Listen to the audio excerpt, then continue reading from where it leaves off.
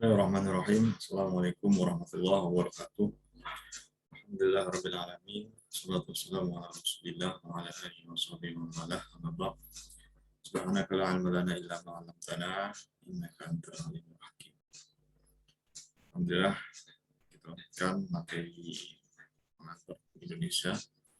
Materi yang keempat ini membahas tentang kedudukan hukum Islam dalam tata hukum Indonesia. Baiklah, di sini sudah saya siapkan materinya tentang bagaimana sih kedudukan dari hukum Islam itu di sistem hukum negara kita. Baik.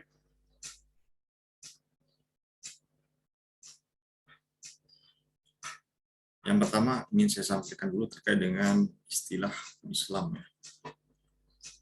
Hukum Islam itu ada beberapa istilah yang mana hukum Islam itu sendiri merupakan terjemahan dari istilah Islamic law ya. Para orientalis ya, orang-orang barat yang mengkaji Islam yang ingin mempelajari Islam itu mereka menggunakan istilah Islamic law. Kalau dalam Islam, dalam literatur Islam itu sebelumnya tidak ditemukan istilah hukum Islam, tapi yang ada adalah istilah syariah atau istilah fikih. Istilah syariah. Karena kalau kita telusuri dalam Al-Quran atau dalam hadis, itu tidak ada istilah hukum Islam ini ya. Tapi kata-kata itu syariah atau fikih. Nah, makna dari pengertian Islamic law itu sendiri itu mencakup pengertian syariah dan juga fikih ya. Itu bisa berarti syariah, bisa juga berarti fikih. Berbeda ya antara syariah dan fikih. Tentu kalian sudah mempelajari dalam pengantar ilmu fikih. Nah, syariah ya. Syariah itu dia berkaitan dengan hukum Islam ya, yang termuat dalam Al-Quran maupun hadis, di mana bentuknya, isinya itu tidak bisa diubah, ya. Tidak bisa diubah, karena itu apa yang tertulis dalam Al-Quran maupun Sunnah. Ya. Sementara fikih itu bagaimana interpretasi dari para ulama terkait dengan syariah itu sendiri, yang ada di dalam Al-Quran maupun yang ada di dalam hadis.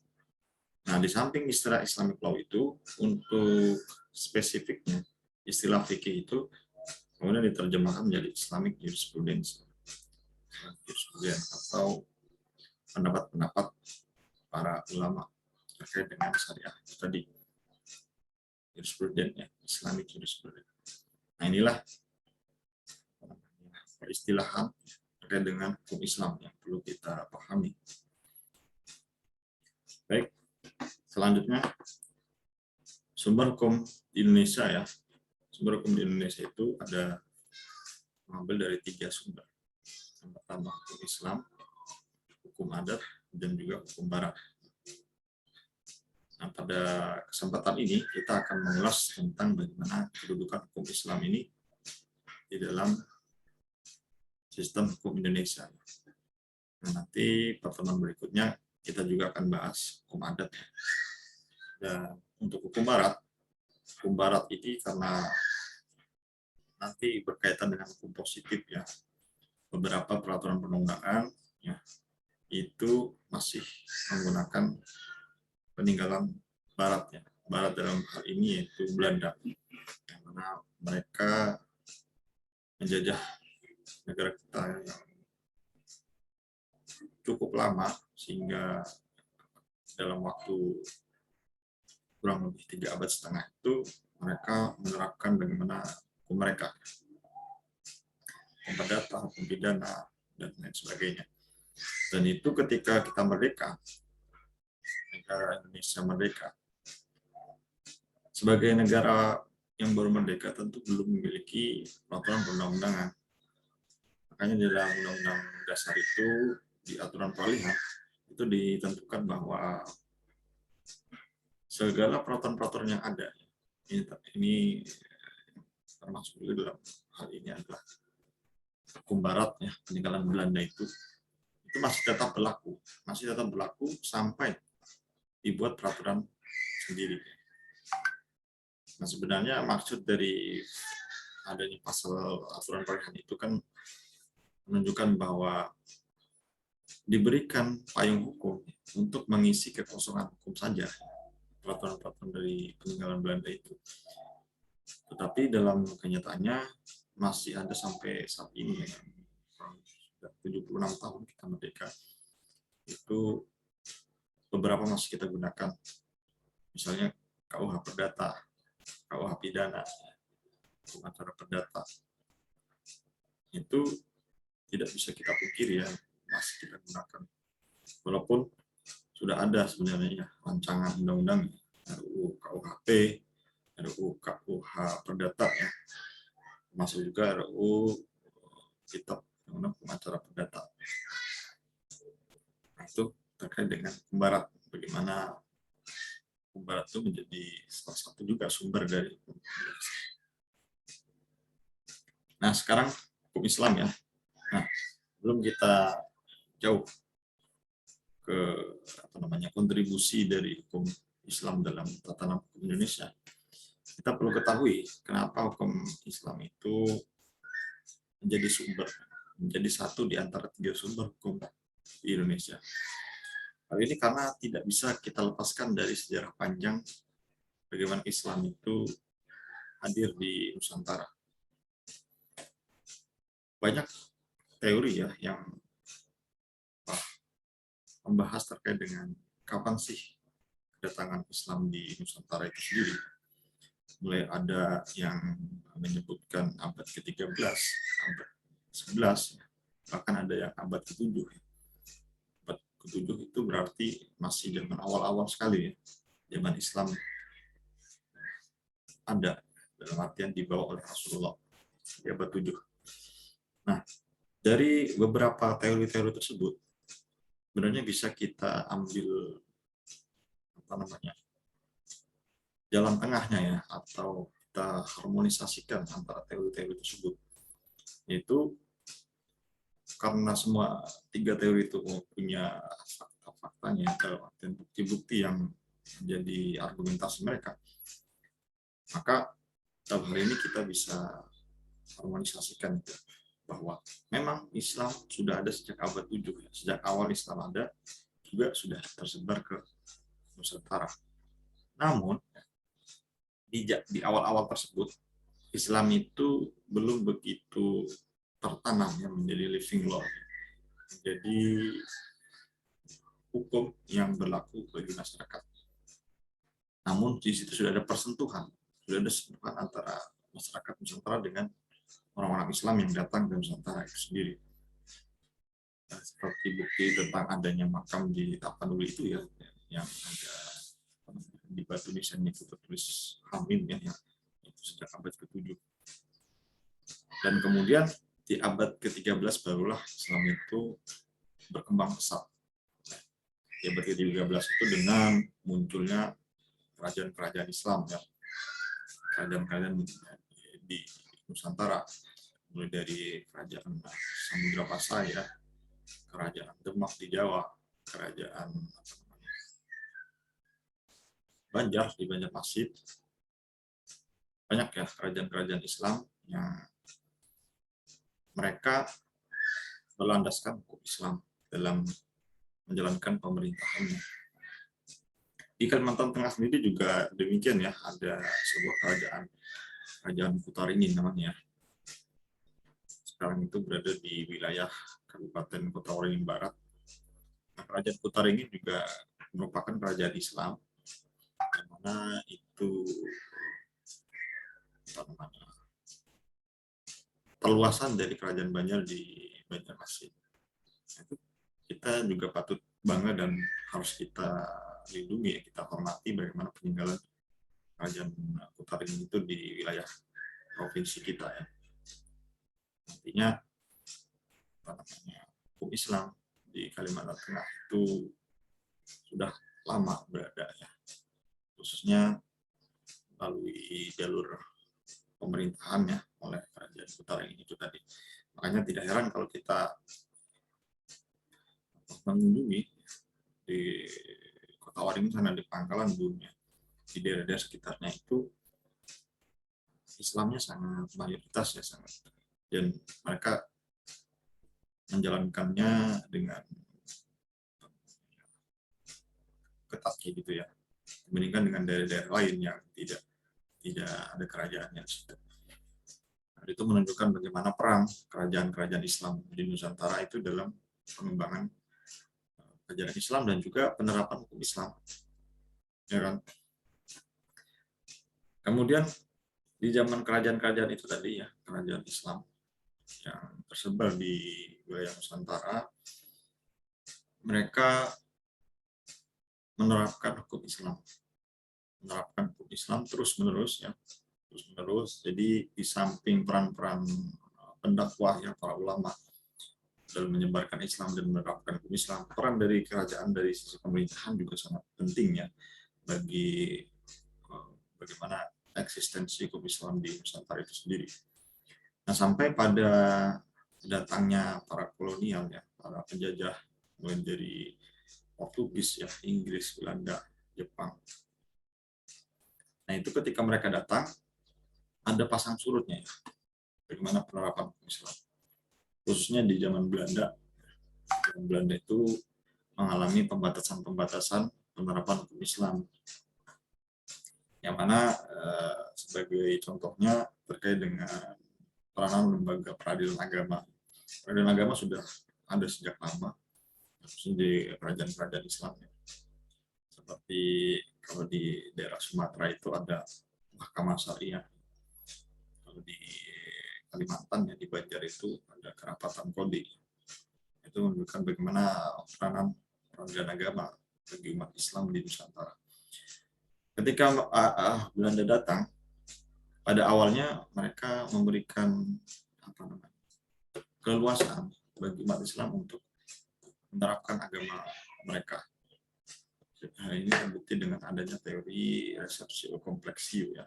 Silakan coba nanti ditelusuri tentang teori tersebut, yang mana intinya dari teori tersebut itu bahwa bagi umat Islam itu silakan ya, untuk menerapkan ajaran agamanya. Namun perkembangan berikutnya mereka merasa khawatir ya dengan perkembangan Islam yang terus berkembang, dan ini menjadi warning bagi mereka. Ketika semakin berkembang akan membahayakan keberadaan mereka. Maka dari itu muncullah teori berikutnya, yaitu teori resepsi. Nah, teori resepsi ini sangat memberikan penekanan ya terhadap hukum Islam, untuk pembatasan bahwa hukum Islam itu baru boleh diterapkan ketika dia sudah menjadi hukum adat. Ketika sudah menjadi hukum adat baru boleh. Nah, ini tentu saja memberikan efek juga bagi perkembangan hukum Islam. Makanya teori ini disebut juga dengan teori iblis ya oleh para tokoh Islam. Dan kemudian mereka merespon dengan membuat teori baru ya untuk mematahkan teori tersebut. Misalnya teori resepsi exit ya, resepsi contrario ya, dari Hazeri. Nah, itu bahwa hukum Islam itu, antara hukum adat dan hukum Islam itu tidak bisa siapa yang duluan siapa yang belakangan gitu. Apakah hukum Islam diterapkan harus jadi hukum adat dulu? Tidak demikian ya. Mereka mengambil contoh misalnya di daerah-daerah Sumatera ya, daerah-daerah Banjar misalnya yang kental dengan Islamnya, itu justru hukum Islam yang lebih kuat daripada hukum adat. Hukum Islam lebih kuat dari hukum adat. Bahkan di Sumatera itu ada sebuah semboyan bagi masyarakat di sana bahwa hukum adat bersandingkan syarak, syarak bersandingkan kitabullah. Artinya di situ hukum Islam dan hukum adat sama aja, bahwa hukum adat isinya juga hukum Islam. Gitu. ini mereka mematahkan bagaimana teori resepsi yang dibuat oleh Belanda, yang mereka sebenarnya tujuannya ingin membatasi bagaimana Islam itu supaya tidak bisa bergerak begitu luas, begitu luas kan. Nah, ini berlangsung ya sampai kita merdeka. Ketika negara ini merdeka, nah itu secara perlahan-lahan hukum Islam menjadi bagian penting dari hukum nasional. Nah, ini misalnya ya di sini kita lihat kontribusinya. Pertama dari Pancasila. Pancasila itu kan cikal bakalnya dari Piagam Jakarta. Piagam Jakarta yang pada sila pertama itu memuat kata-kata Tuhanan Yang Maha Esa dan menjalankan syariat Islam ya bagi pemeluk-pemeluknya. Namun dengan diskusi-diskusi berikutnya oleh panitia persiapan kemerdekaan itu dirumuskanlah jalan tengah, dihilangkan kata-kata yang 7 tadi ya terkait dengan penerapan hukum Islam atau syariat Islam bagi pemeluknya, karena ini melihat bagaimana multikulturnya ya atau pluralismenya di negara kita yang banyak sekali suku-sukunya, banyak sekali etnisnya dan juga agama-agamanya, sehingga dibuatlah jalan tengah. Dan ini juga salah satu peranan bagaimana Islam itu tidak memaksakan kehendak, bahwa para pendiri itu kan juga orang-orang Islam ya, orang-orang Islam, mereka tidak memaksakan ingin mendirikan bahwa Indonesia itu negara Islam. Jadi kita patut bangga dengan hal tersebut, bagaimana Islam di Nusantara, Islam di Indonesia itu tidak pernah memaksakan. Nah, itu yang pertama dari Pancasila. Pancasila itu ruhnya adalah agama Islam. Dan Pancasila itu menjadi ruh juga bagi hukum-hukum yang berlaku di Indonesia. Karena Pancasila itu kedudukannya sebagai grundnormnya. Grundnorm itu sebagai norma dasar. Norma yang paling mendasar. Artinya dia seluruh peraturan-peraturan yang lain itu harus bermuara dari Pancasila ini. Yang mana kemudian ada muncul undang-undang dasar ya. Itu juga pembentukan dari Pancasila sendiri. Kemudian undang-undang dasar melahirkan sekali peraturan-peraturan perundang-undangan yang mereka semuanya itu harus mengkerucut ke dalam 5 sila ini ya Pancasila. Itu yang pertama. Kemudian yang kedua ada undang-undang perkawinan. Ini sudah mengalami perubahan terakhir di 2019. Waktu pertama kali itu tahun 74 ya. Walaupun sebelumnya juga ada undang-undang tentang talak ya. Di tahun 1950-an ya kalau nggak salah. Kemudian dibuat yang lebih komprehensif itu Undang-Undang Perkawinan nomor 1 tahun 74. Kemudian ada juga Undang-Undang Peradilan Agama ya tahun 1989. Dengan ini maka muncullah lembaga peradilan agama yang kedudukannya itu sama dengan kedudukan lembaga peradilan yang lain seperti peradilan umum, peradilan militer, peradilan tata usaha negara. Dan ini sudah mengalami 2 kali perubahan. Pertama 89 itu, kemudian berubah di tahun 2006 ya, dan terakhir 2009. Dan perubahan itu membawa juga dampak kepada penerapan Islam. Khususnya di tahun 2006 itu ada tambahan kewenangan dari peradilan agama itu untuk menangani sengketa ekonomi syariah. Itu ini memberikan bagaimana hukum Islam menjadi lebih luas lagi diterapkan di Indonesia. Tidak hanya masalah perdata perkawinan atau keluarga saja, hukum keluarga, tetapi juga merambah ke masalah ekonomi. Kemudian ada kompilasi hukum Islam ya, yang disebarluaskan melalui Impres nomor 1 tahun 91. Di dalam kompilasi hukum Islam itu terdapat 3 buku ya, buku buku pertama itu tentang perkawinan, buku kedua itu tentang waris ya, dan buku ketiga tentang wakaf. Yang mana wakaf itu sendiri nanti ada sendiri undang-undangnya ya, kemudian melahirkan undang-undang wakaf. Dan juga mengalami perubahan di tahun 2004. Ada juga undang-undang penyelenggaraan haji ya. Penyelenggaraan haji sejak tahun 99 itu, termasuk juga undang-undang pengelolaan zakat yang terakhir tahun 2011 ya, perubahan terakhir. Dan ini tidak sebatas ini saja ya, batas 1, 2, 3, 4, 5, 6, 7, tapi masih banyak lagi ya peraturan-peraturan lain yang itu merupakan bersumber dari hukum Islam. Misalnya ada undang-undang perbankan syariah, ada undang-undang tentang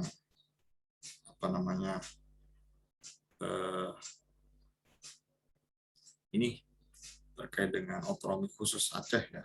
Di Aceh itu diberikan otonomi khusus untuk melaksanakan atau menerapkan hukum Islam sebagai daerah otonomi khusus. Mereka akhirnya menerapkan hukum Islam ya, tidak hanya masalah perdata, termasuk juga pidananya melalui konun-konun di sana ya, peraturan daerah Aceh.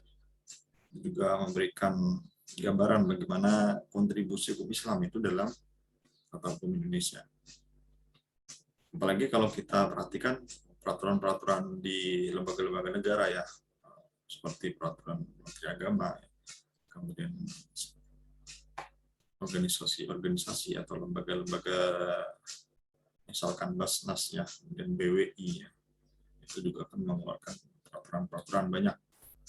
Belum lagi fatwa ya, fatwa-fatwa dari Majelis Ulama Indonesia ya, fatwa DSN MUI, itu menjadi payung hukum bagi transaksi atau permasalahan ekonomi syariah, yang kemudian muncul sebuah peraturan Mahkamah Agung ya tentang kompilasi hukum ekonomi syariah.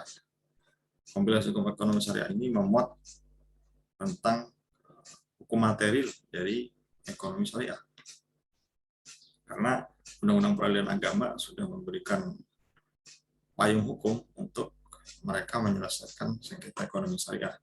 Maka kemudian perlu ya hukum material dari hukum ekonomi syariah sendiri. Nah, karena prosesnya cukup lama ya kalau kita menunggu dari undang-undang, maka Mahkamah Agung berinisiatif untuk membuat dituangkan di dalam perma saja supaya cepat dapat diberlakukan, karena perkembangan ekonomi syariah itu terus mengalami kemajuan ya, khususnya di negara kita, sehingga ketika banyak permasalahan-permasalahan ekonomi syariah yang bermunculan, itu perlu ada hukum materialnya ya, yang menjadi landasan hukum untuk menyelesaikan perkara tersebut. Maka dibuatlah dalam perma ya tentang kompilasi hukum ekonomi syariah. Oke, saya kira itu saja ya, bagaimana kita melihat kontribusi ya, atau kedudukan hukum Islam dalam tata hukum Indonesia. Demikian yang dapat saya sampaikan. Terima kasih atas perhatiannya. Ihdinas shiratal mustaqim. Assalamualaikum warahmatullahi wabarakatuh.